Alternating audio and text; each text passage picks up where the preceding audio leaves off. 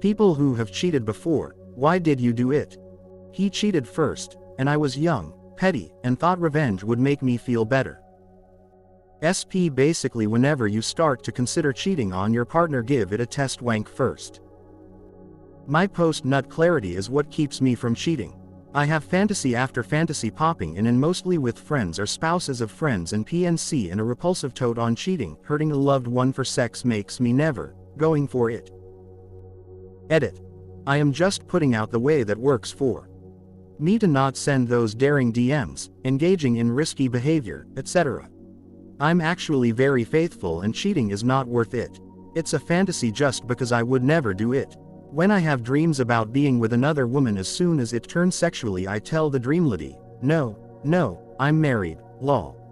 Which sucks because dreams feel so real, but that also confirms that I have deep anti-cheating mindset too in a way. My wife knows I have a wild imagination, and about who in our circle even. We're way more open to those things than most because there is trust in knowing that thinking doesn't affect anyone. You might find it not decent of me, and you have the right to do so. Lastly, I have in fact talked about this with a mental coach and a therapist, and not once did they try to put me off doing so. Insecurity. I was always on the lookout for someone who would make me feel more desirable than the last. Once I grew up emotionally, I realized what a pos I was and the hurt it caused. Hard to live with TBH. Edit. Can I just make it clear I was not a serial adulterer? It was a youthful lack of judgment.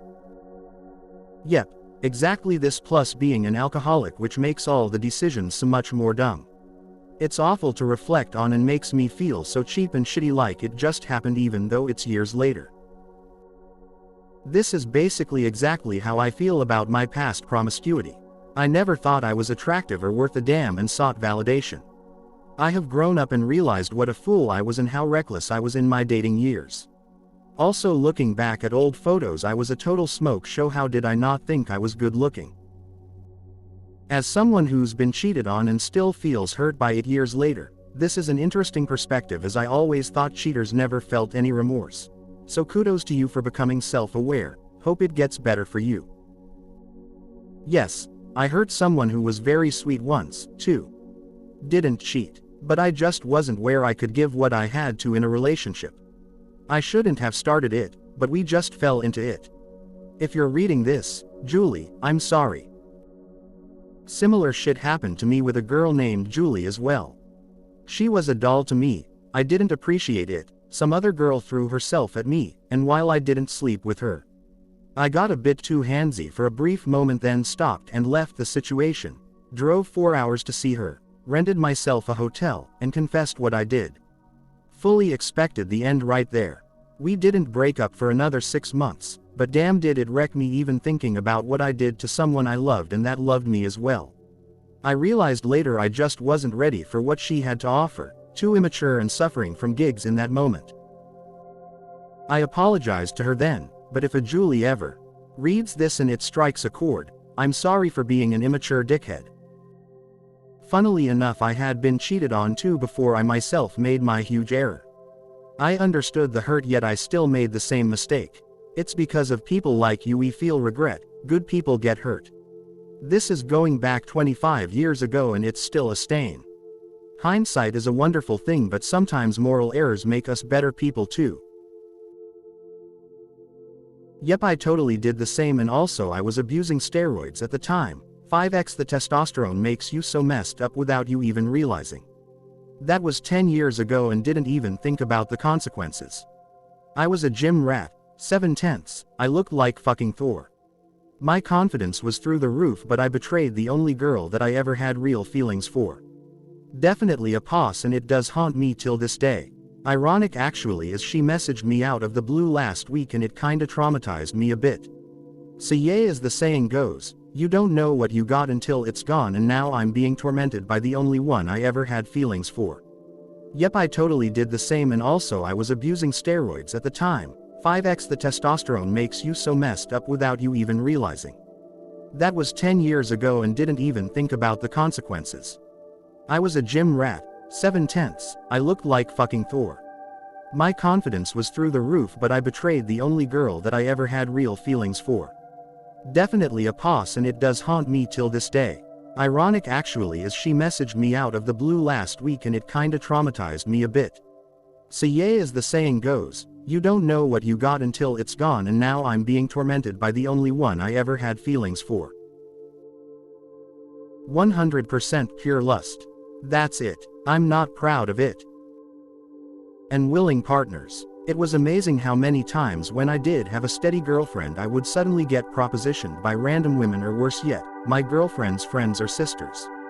Too many times to be a fluke. It was like they figure if you were in a relationship you're worth pursuing.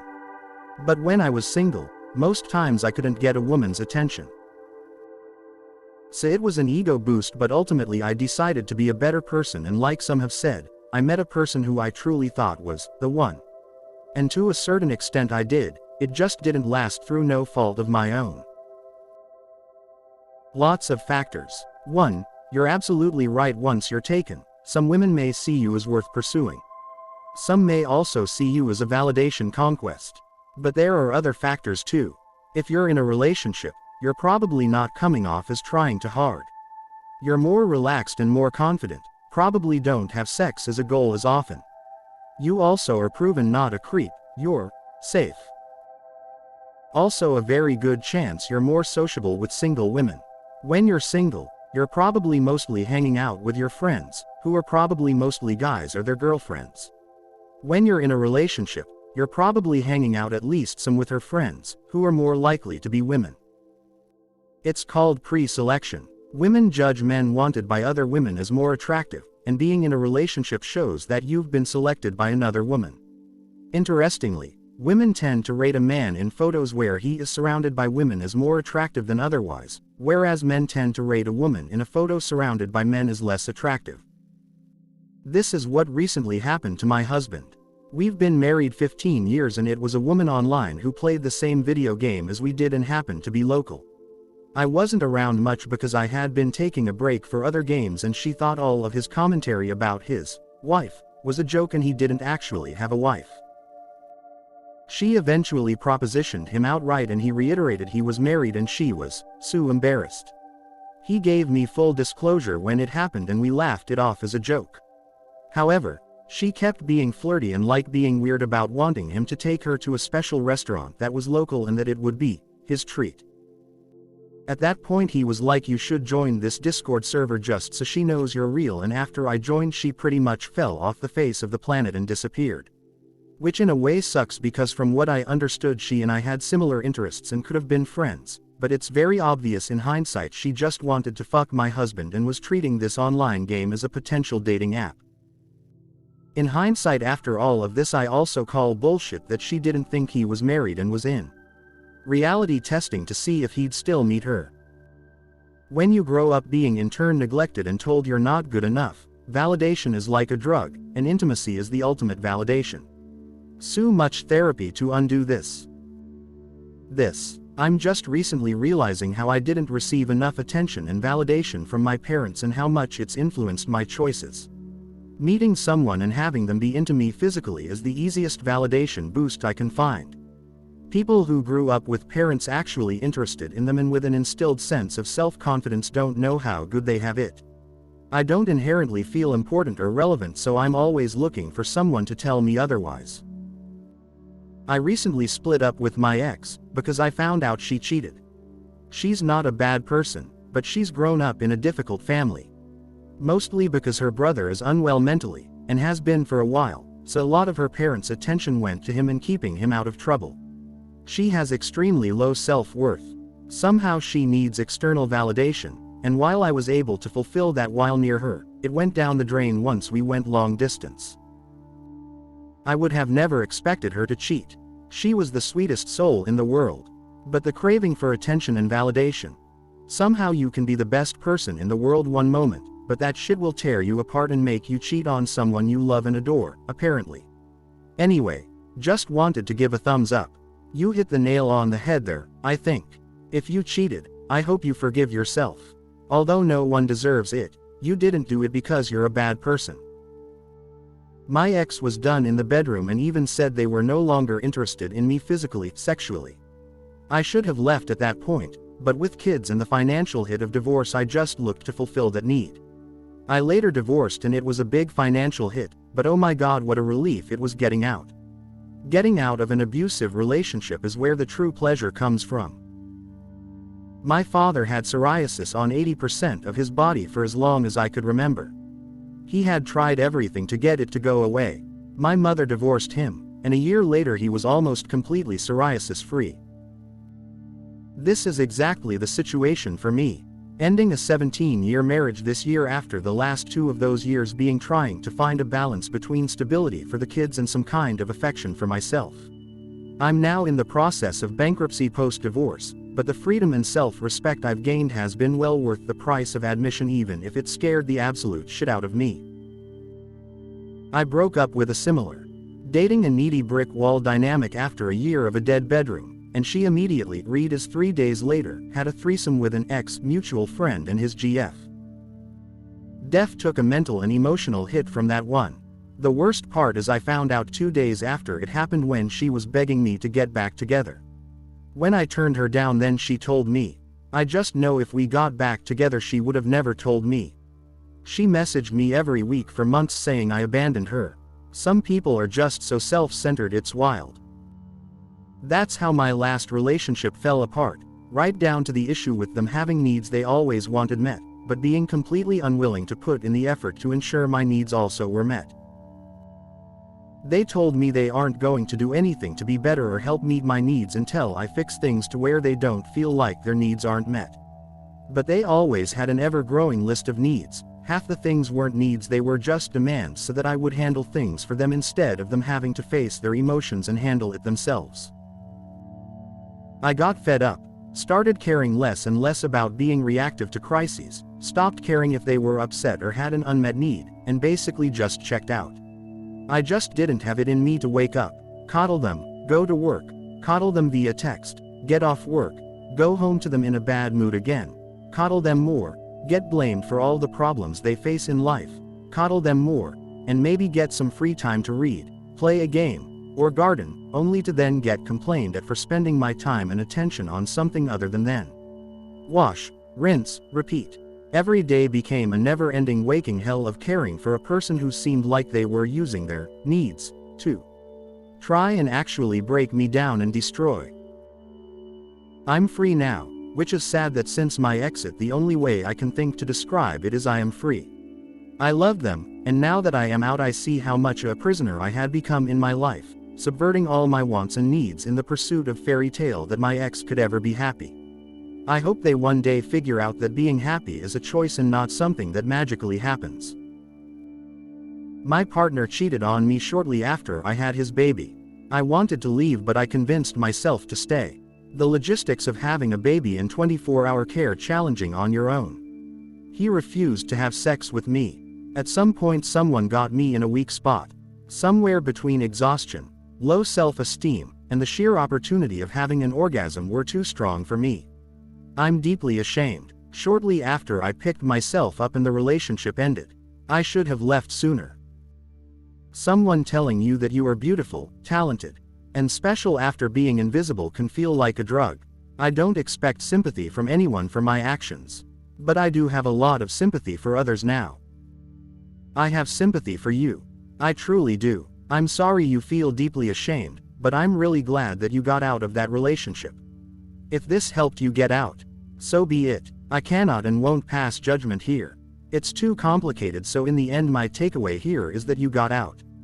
I hope you're doing better now, you and your kiddo. Thank you for your kindness, I do actually appreciate it. Nobody knows what happened but I know it did. I was actually in such a dark place I thought my life was over. The only good here is that incident made me realize life wasn't hopeless, it was actually full of possibilities. I do want to say me and my kid are actually doing great. We are happy and have a good life. Thank you for thinking of us. You know what? I absolutely hate cheaters, but if he cheated on you first after you'd just given you a baby and he wasn't even great afterwards. WTF. He already declared he had no interest in you whatsoever and I don't feel bad for him. Did he even care? Generally if the other person cheated first I don't feel that much sympathy. Like, oh that hurt. Cry me a river. Because I chose a cowardly and easy path. Instead of going to therapy and ending my toxic relationship, I cheated on them with someone who I had convinced myself I was in love with, and loved me. Turns out, breaking up with someone is a lot less harmful to everyone involved than cheating. Not me, but a guy friend cheated, and the reason he gave was that he loved his fiancée, but they had very different sex drives. He also said that when he brought it up to her, the difference in their sex drives and the problems it would cause, she begged him not to leave and insisted it wouldn't be an issue. He told her it already was an issue, and, as a last resort, she said she would understand if someday he felt the need to look elsewhere, just as long as she never found out.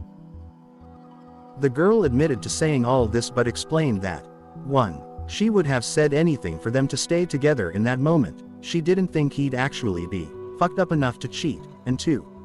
She never imagined he would do it so soon. Having a lot of fear of commitment and the finality of my decisions, but a lot of insecurity too. Wherever it stems from, my infidelity never felt good, or like being a player or anything. It always felt like a cushion for the fear of being left by myself, losing a person who I invested everything of myself and my feelings into and seeing them go. It's like opening windows on the off chance you need to crawl out of one someday. But so often, like I did, you realize too late that you invested so much of yourself into them anyway, and when you get tossed out of that window, partner ended it and kicked me out. In my case, you realize you're in a skyscraper. I hurt lovely, wonderful person who I loved very much. Wanted to build a life with, got a dog with, moved in with, moved to California with, and shared beautiful moments with, and who was just as afraid of abandonment as I was. The only difference is she chose me, and I couldn't see why. But even if I didn't like myself, I knew far too late that she was the best thing to happen to me in a long time, and she had to go even if it crushed me, and I begged her to stay.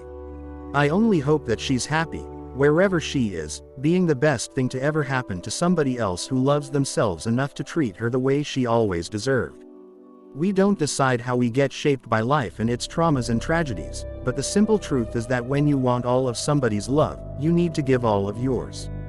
It's a crazy fucking investment, a total leap of faith, but when it's real, it's worth every moment.